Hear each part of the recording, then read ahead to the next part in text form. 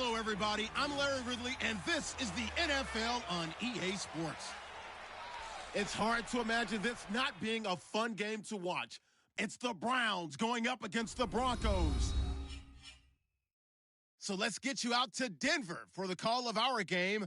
Here are Brandon Gaudin and Charles Davis.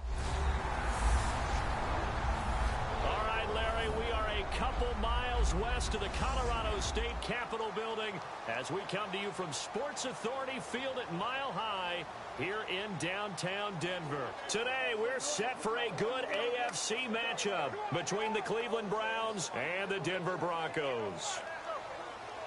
And hello again, everyone. Brandon Gaudin alongside Charles Davis. And, Charles, we look at this Bronco team. They've been buoyed by getting 2 home games right at the start, and they come off a good victory in Week 1. And the offense last week, they had things humming. If you're a defensive player, you may get overshadowed a little bit, but you're really buoyed by what your offense is doing. Meanwhile,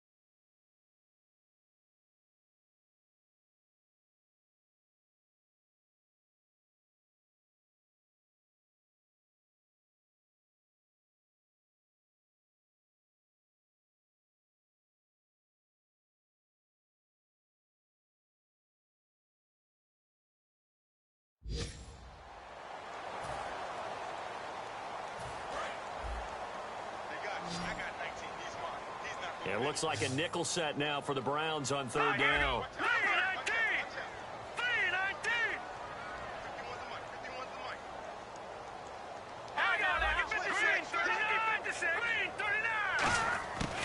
Out of the gun, they'll look to throw. And that is incomplete. Down to 15 seconds now. I think that's a big-time play there because the slant route is really hard to cover because the timing is so quick. But able to see it, diagnose it, and get to the football, that's why he was able to bat it away.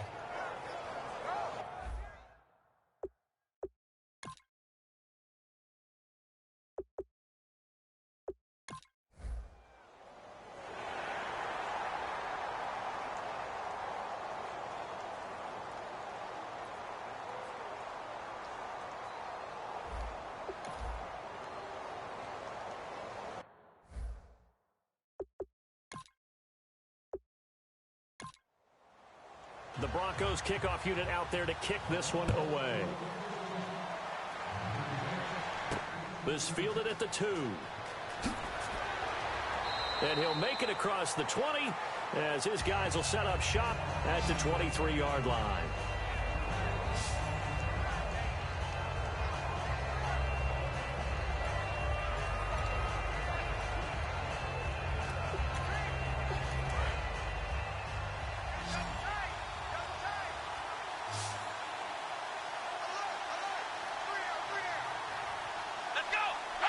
And with time running short here, they'll simply take a knee, and that should do it for half number 1.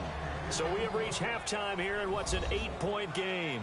As we send you on down to our studios in Orlando, where standing by is Larry Ridley with our EA Sports Halftime Report. Thanks, Brandon. I'm Larry Ridley, and welcome to our EA Halftime Report. The Broncos are looking good right now as they will just try to keep up the good work in the second half. The Browns are coming off a bad game, and they haven't been able to get out of that funk here today. So that'll bring our halftime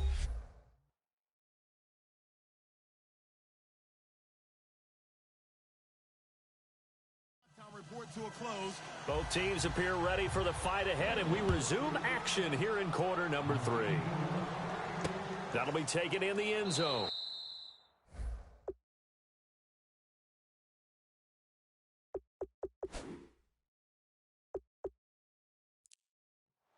And no run back here. This will be a touchback, and it comes out to the 25-yard line.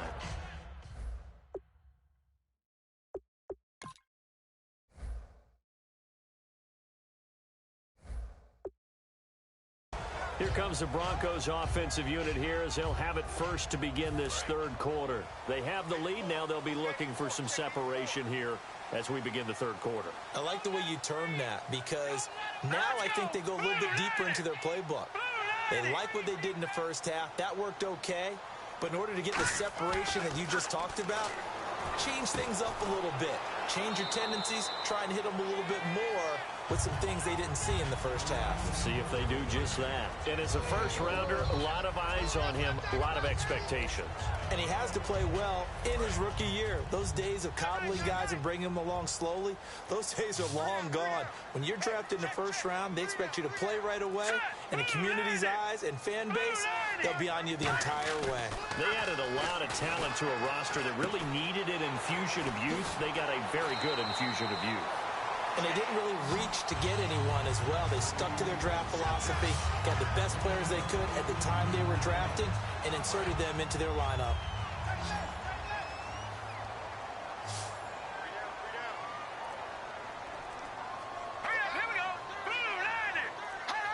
Play clock winding down. And they'll go ground game here with a tailback. And able to push his way forward here for a good little gain.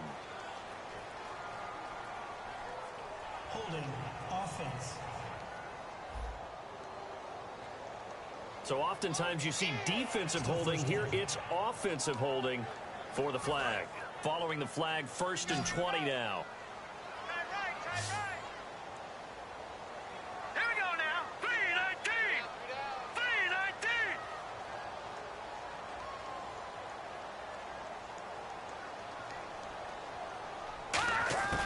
3-19. Now they'll throw here out of the gun.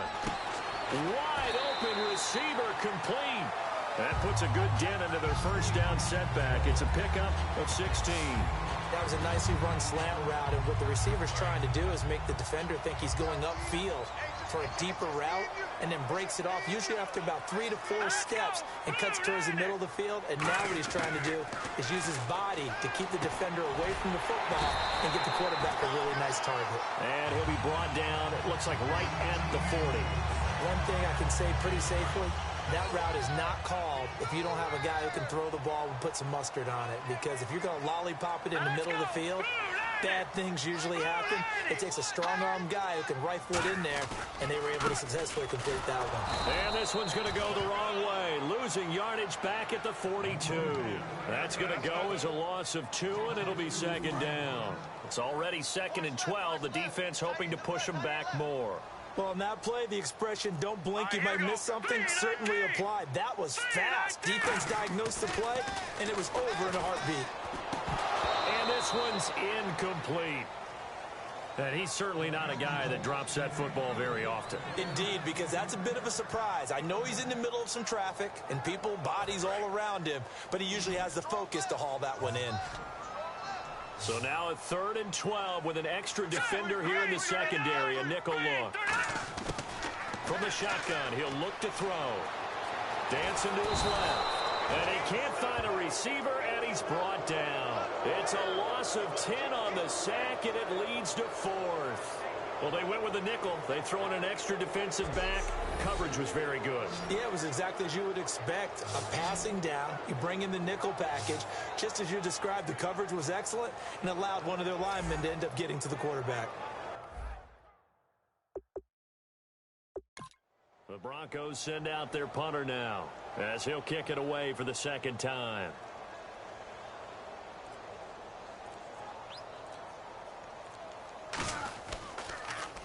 He'll send this one into the mile-high air, and it's a good one.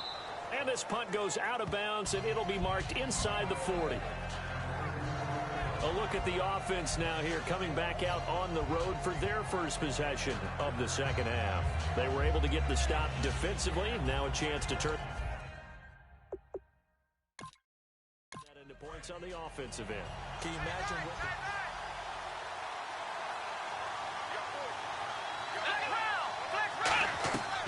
They'll run it now out of the gun.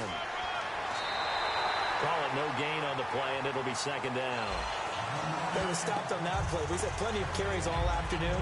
Every now and then the defense is going to win one, but I don't think they'll shy away from handing it to them the rest of the game. 10 yards still left on 2nd down.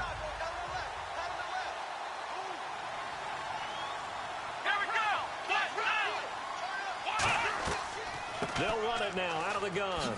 Legs still churning. Like a giant pinball. And for one of the few times here today, this run's not going to go anywhere. They'll lose a yard, and it brings up 3rd. Partner, I think there's a lesson there. Some days you're just having a really tough time, and for the defense, today has been that day. But after that play, what do you learn? You can still make plays even when the other guy's having success against you. Just a 5-yard pickup, and it leads to 4th down. So much about this game is just understanding situations and then having to execute, isn't it? Guard the first down sticks. Don't let them get there. And they rallied and made the tackle.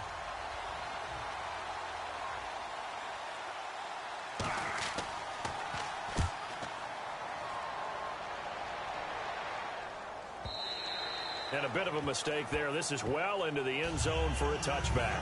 A look at the running back, the man out of the backfield as he gears up to go again. And we have seen a decline in the numbers. Where does the fault lie? Just him? Maybe the guys up front? Combination? Well, as you and I both know, it's almost always a collective deal. But in this case, I think... Looks like the defense in press coverage here.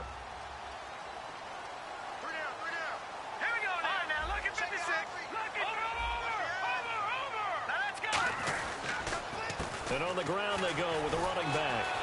And he'll find some space up to about the 25. 5 yards on the carry. Good pickup on 1st down.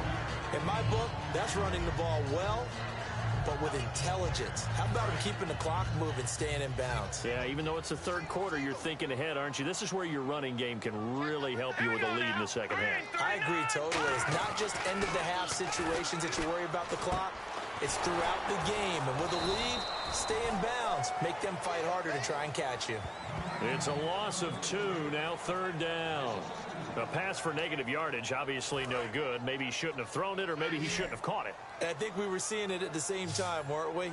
Maybe you let that one go, right? Because you can see the lost yardage about to develop. But that goes against every instinct of a receiver. They're taught to catch everything. So it's really hard to be mad at him and yell at him for trying to make that play. They get only 4 that time as that leads us to a 4th down. They didn't get the first down, but I have to say I do like the call. I like what they were trying to do. Try and hit your receiver on the run and see if he can pick it up. Keep it up. The Broncos send out their punter now as he's on here to punt it away.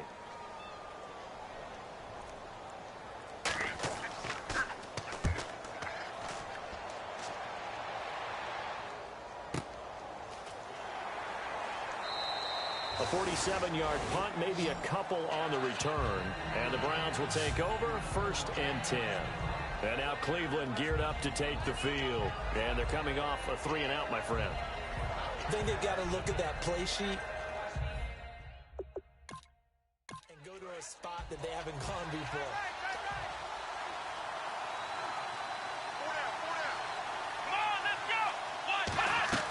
They go play action here on 1st down. Jeffrey with a catch left side. It'll be a pickup of 10 yards. And that'll make it 2nd and a foot or so. They've really been able to contain Alshon Jeffrey. That catch a rare exception in this game. And that's a feather in their cap because he's such a tone setter for his team on offense that they try and get him the ball early. And, of course, what comes after that is often.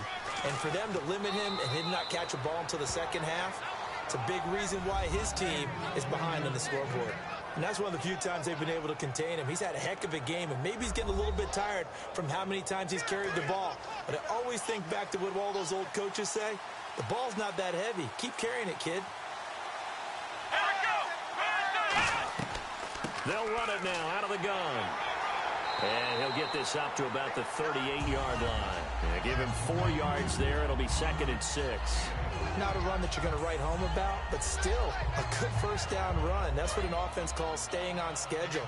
3 to 4 yards on 1st down, you're set up very well for the rest of the drive. They'll run it now out of the gun. And he'll be brought down just shy of the 45. That's going to be a 6-yard gain. It leaves him with 3rd down and just a yard to go.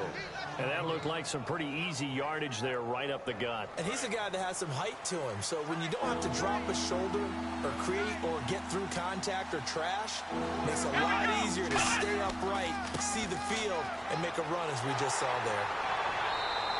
No gain on the play there. A nice job defensively. And it likely forces a punt situation on 4th.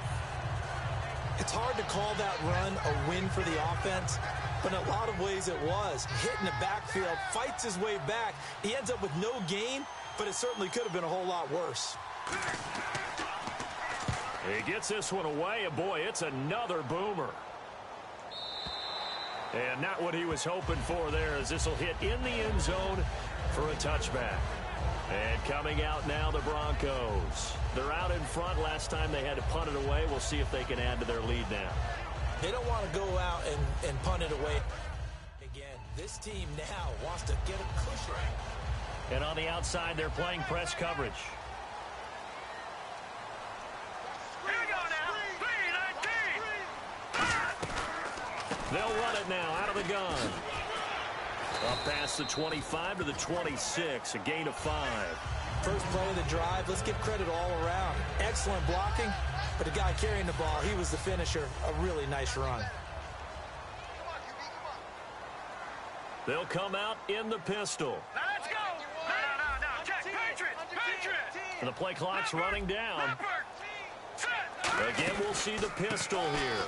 They'll give it to him right up the gut. And he'll get it up to the 33-yard line. It's a 7-yard gain there, and it's good enough to move the chains. So many teams want to throw the ball in this situation nowadays, but I love watching a team that has enough confidence to go ahead and run the football in that situation.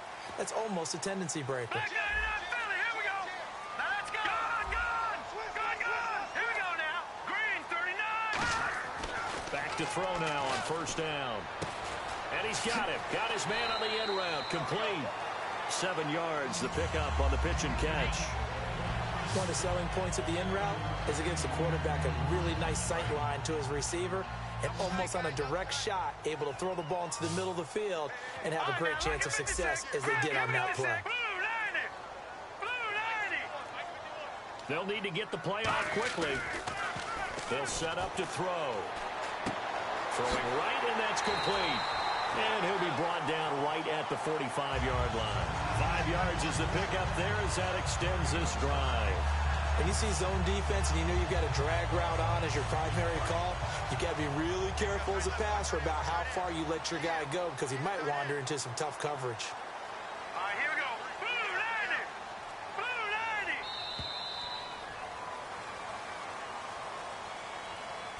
Blue 90. 3 quarters in the books. We'll return with more after this break. You're watching the NFL on EA Sports.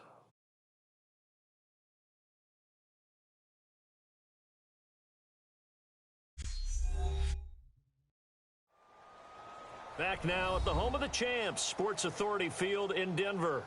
It's Bronco football, and they also have the lead here as we get set for the 4th.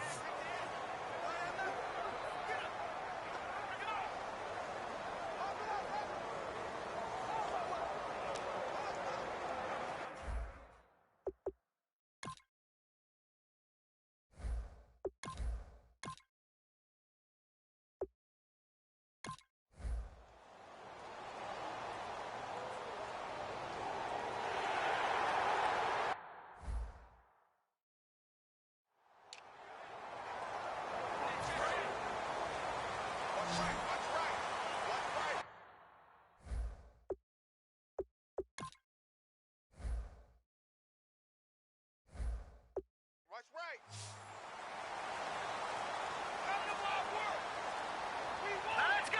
Blue 90. Time running out here on the play clock. They'll drop to throw. And the tip there altered the ball flight, and it falls incomplete. It'll be 2nd down.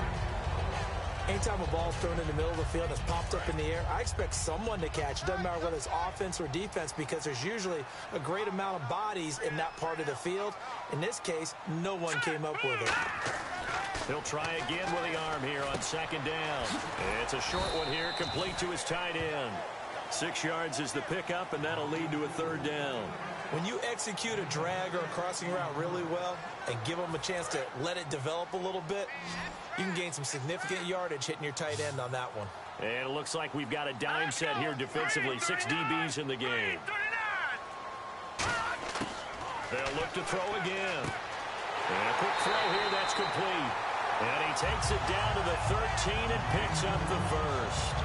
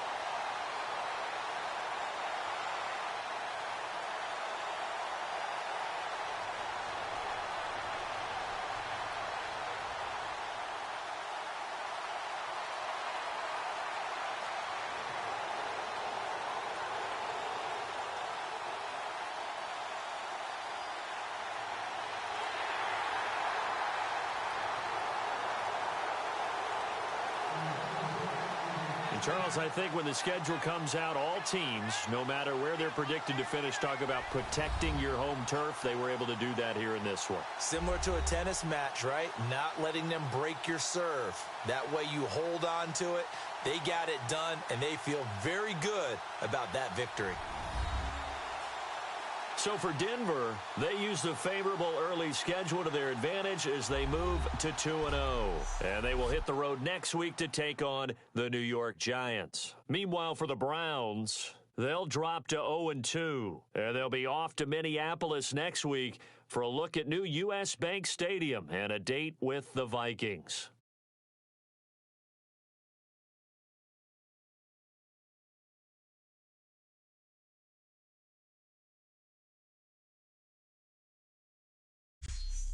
So that'll do it for us. For my partner, Charles Davis, and all the hard-working men and women on our crew, I'm Brandon Gaudin. You've been watching the NFL right here on EA Sports. The Broncos are winners as we say so long from Denver.